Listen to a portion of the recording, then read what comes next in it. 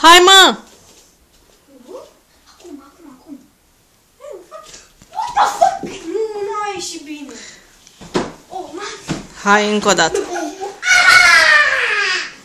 Bogdane, ți-am zis la 3. N-am auzit. Nu mergi tu, da? Nu mă, dar zic eu când, da? Ține astea. Hai mai repede. Dar le împingi repede, da? Bine.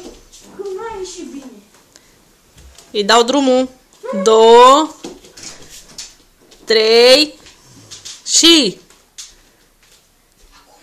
Nu acum. Când zic eu. Acum. What the fuck?